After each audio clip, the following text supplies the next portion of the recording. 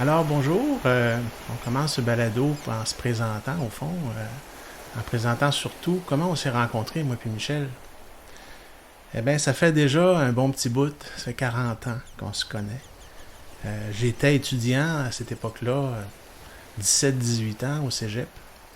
Puis j'avais décidé de participer à un cours de danse, danse de croissance. Ça s'appelait Croissant Danse. Un cours que tu animais, toi, Michel. Puis Michel était aussi professeur de français dans ce temps-là, au cégep. En fait, on s'est connus là.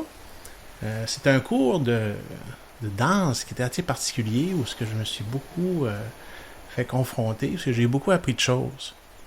Puis ça l'a culminé avec un atelier qui s'est déroulé à Tadoussac, sur les dunes de Tadoussac en particulier, où on a fait de la danse, puis où ce que j'ai vécu des choses assez fortes, qu'on va sûrement parler dans les balados suivants.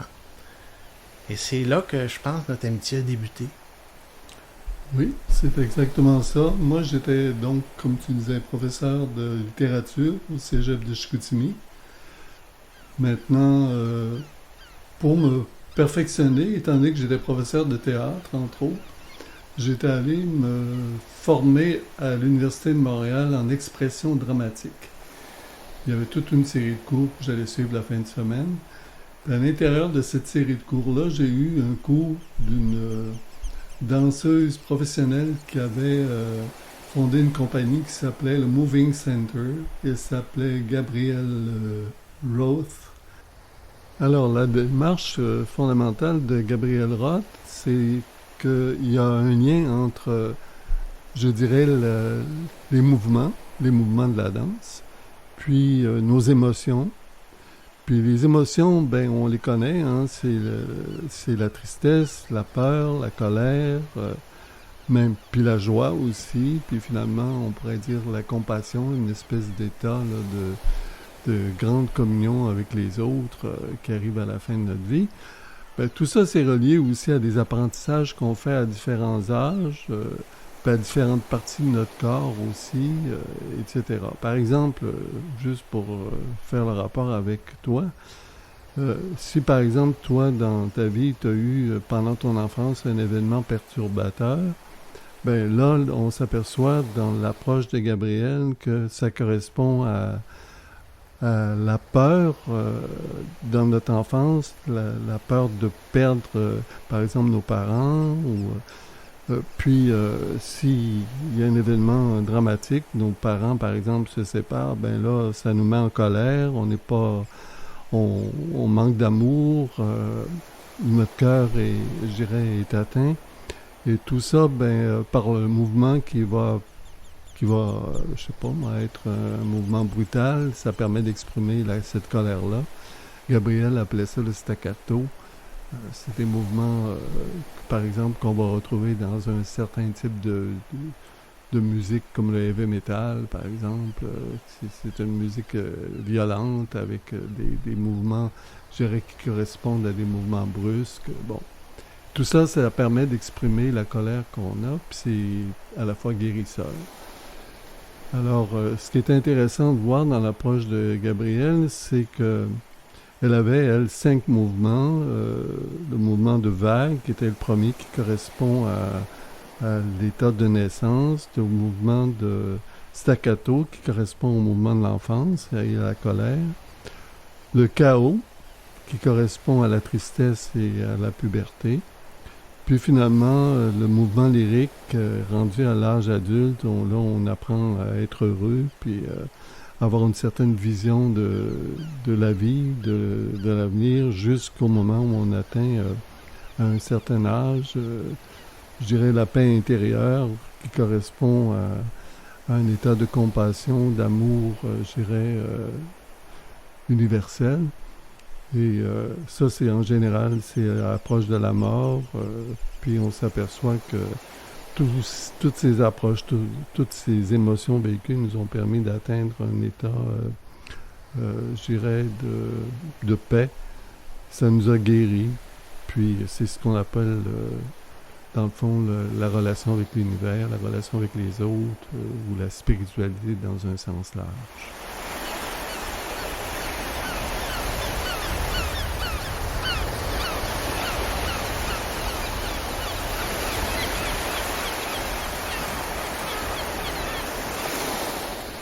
Elle vivait à New York avec son groupe.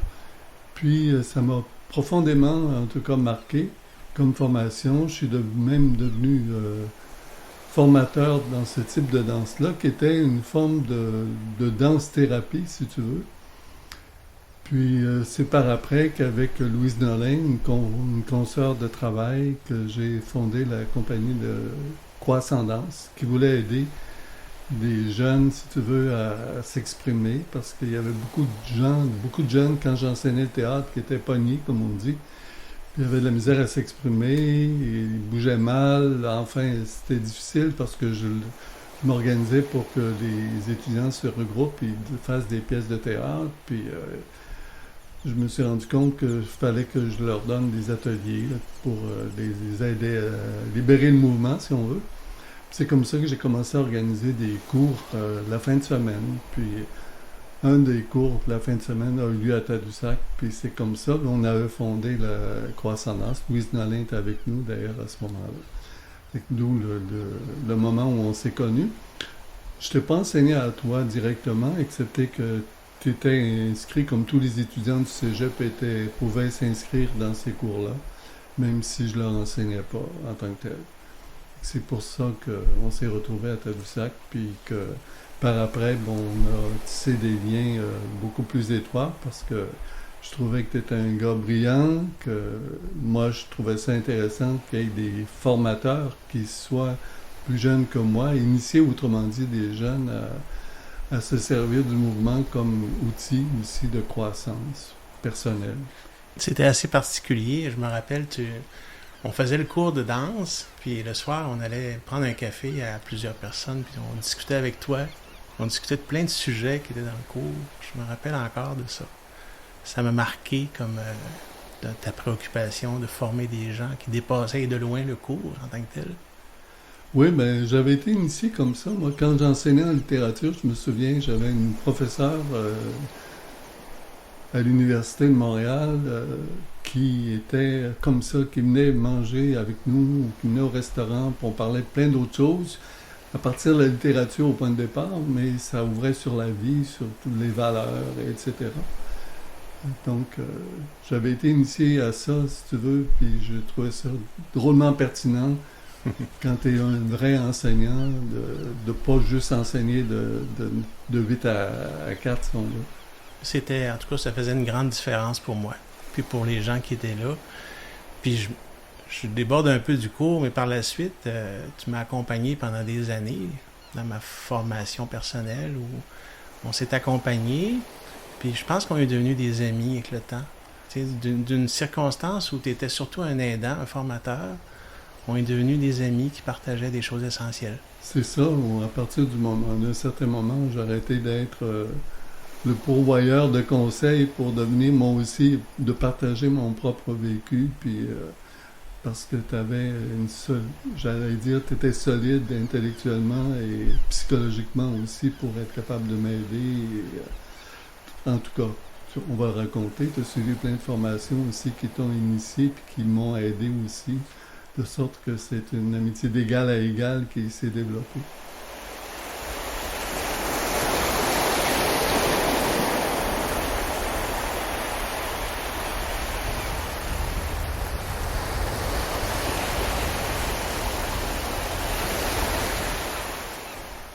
Alors maintenant, ça serait intéressant de parler de Tadoussac parce que c'est devenu un endroit où toi-même tu t'es réfugié souvent pour réfléchir sur toi-même. Hein. C'était un beau lieu.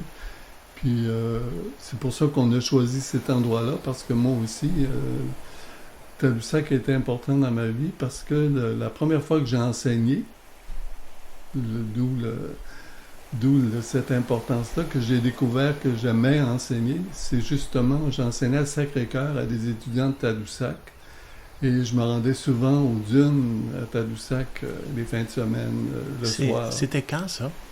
On parle des années 60, un petit peu, je dirais 66 à peu près. OK. Ça fait donc plusieurs années. Moi, je devais avoir 23 ans, à peu près. Là. Puis j'allais donc souvent aux dunes le soir voir les étoiles, entre autres. J'y allais même le matin, tôt, avec mon ami Mario. Puis il enseignait avec moi à Sacré-Cœur, parce que j'ai commencé à enseigner à Sacré-Cœur, qui est le village voisin de Tadoussac. J'ai enseigné en 10e année avec lui, avant de poursuivre mes études à l'Université de Montréal en littérature. J'arrivais de Paris, puis donc c'est pour ça que j'avais été engagé plus facilement aussi, là, parce que j'avais un cours classique plus des études en philo que j'avais fait à Paris. Mais comme j'avais fait une demande en psychologie puis j'avais pas été accepté, j'avais décidé de prendre une année pour réfléchir à ce que je voudrais faire dans la vie en enseignant à Sacré-Cœur. J'avais eu un poste facilement, là. Ça appartenait à la commission scolaire de la Côte-Nord.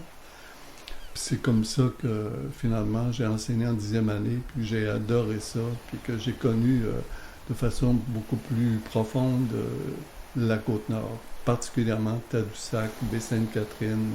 Mes étudiants d'ailleurs venaient de ces 3 villages-là, Sacré-Cœur, Baie-Sainte-Catherine, puis Tadoussac. Donc c'est là que je suis tombé en amour avec Tadoussac. Avant d'étudier ça plus profondément, puis de m'en servir là, très souvent comme un lieu pour grandir, parce que c'est un lieu très intense. Hein? Oui.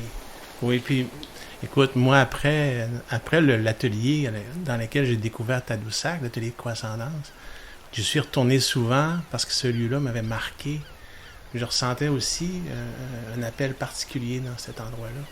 Me promener dans les dunes de sable, dans les sortes de plaines avec des bouleaux un peu partout, là, c'était très particulier.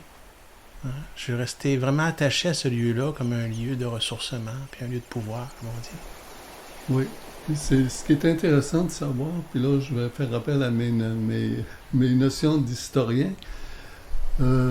Quand j'ai travaillé sur l'histoire de la cuisine justement familiale du Québec, j'ai étudié la région, les origines un petit peu des régions, puis entre autres la région de Tadoussac, pour me rendre compte que les archéologues ont fait toutes sortes de fouilles à Tadoussac, puis on s'est rendu compte que Tadoussac, les dunes en particulier, sont un lieu de rencontre depuis au moins 8000 ans. Parce que ça fait très longtemps qu'il y a des dunes, donc il y avait un terrain qui était invitant où on pouvait être nombreux à s'installer. Les Autochtones donc qui habitaient dans le golfe du Saint-Laurent descendaient jusqu'à Tadoussac pour rencontrer les Autochtones qui habitaient la région des Grands Lacs, puis ceux qui habitaient à l'intérieur des terres aussi profitaient de ces rencontres-là pour venir faire des échanges. Donc le lieu a toujours été un lieu de rencontre. C'était bien avant l'arrivée des Européens, ça. Ben oui, on parle d'il y a 8000 ans, Ah, mon Dieu. de façon très, très documentée là, par les fouilles, par les archéologues. Ce qui est intéressant, c'est que même avant que les Français arrivent, les Basques qui venaient faire la chasse à la baleine dans le golfe Saint-Laurent, les Basques qui parlaient soit français, soit espagnol déjà, comme c'est encore aujourd'hui, ben il y en a qui avaient installé au moulin à Baude, là, qui se trouve à l'extrémité des dunes, qui avaient installé, je dirais, tout ce qu'il faut pour moudre de la farine. Ils apportaient de la farine, puis il y en a même qui passaient l'hiver là pour se préparer pour la saison de chasse l'année suivante. De sorte que, donc, même avant l'arrivée, donc avant 1600, on parle de la fin du 16e siècle, là, 1580, il y avait déjà des Basques là, qui étaient à Tadoussac, puis qui passaient l'hiver là. Ils n'étaient pas très nombreux, mais évidemment, ils étaient en contact avec les Autochtones qui habitaient Tadoussac même, qui est un petit village algonquien, on dirait Innu aujourd'hui. Ou montagnais, comme les Français les ont appelés, parce que c'était une région très montagneuse, puis c'est comme ça qu'ils ont appelé les Autochtones qui habitaient Tadoussac, les montagnais. Donc, puis ensuite, évidemment, quand les Français sont arrivés, ils se sont rendus compte qu'il y avait déjà des Espagnols, enfin des Basques qui étaient là, il y avait des anglophones qui venaient même là, donc On sait que quand il y a eu la confrontation avec l'Angleterre, les frères Kirk ont vécu déjà. Quand les Kirk ont conquis Québec, ils ont passé quelque temps avec Champlain même, qui avait été conquis, là, qui représentait la France à Tadoussac même, puis ça a l'air il allait à la pêche, puis il allait se préparer des bons repas. C'est spécial, hein? Deux ennemis qui mangent ensemble, puis qui vont à la chasse, puis la pêche ensemble. Fait qu'il y a plein d'anecdotes comme ça qui sont super intéressantes. Puis j'ajouterais, moi, que les animaux, c'est comme un lieu de rencontre. Tadoussac, même au niveau des plantes, au niveau des animaux, parce que c'est comme là où la nature est entre deux saisons. C'est entre le nord et, je dirais, le sud. Donc, c'est pour ça qu'on retrouve des plantes des deux régions, comme on trouve des animaux des deux régions aussi. Il y a des baleines, hein, il y a beaucoup de gens qui viennent Oui, voir les baleines oui. aujourd'hui. Il y a des belugas, il y a des saumons extraordinaires. Tadoussac a longtemps été le pays du saumon. On élevait du saumon, on venait à Tadoussac pour manger du saumon.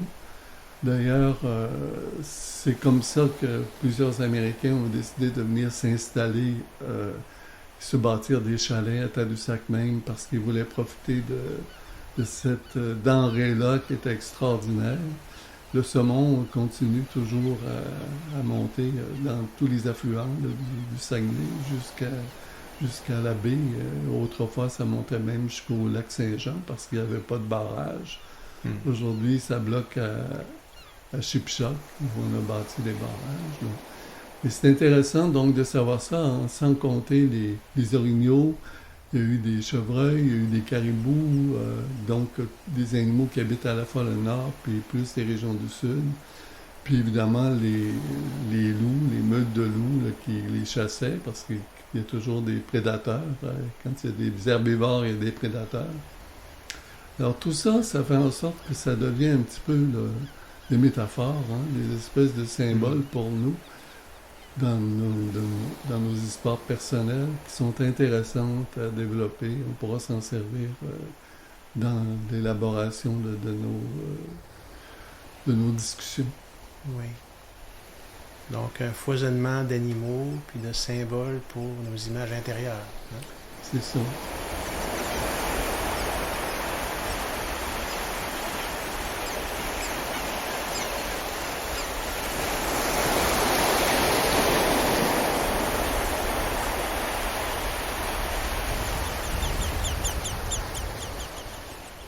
Quand on regarde Tadoussac aujourd'hui, il y a plein de choses qui nous ont frappés. Hein. On vient de se balader justement à travers les talles de bouleau, les sapins, il y a des pins blancs, mais aussi quand on descend au bord de l'eau, on entend les vagues, on entend les goélands, on voit des moules, puis on voit les algues, il y a des canards, il y a des goélands, puis tout ça, ça s'ajoute aux symboles dont on vient de parler, là, le saumon, etc. Ça fait vraiment partie de Tadoussac.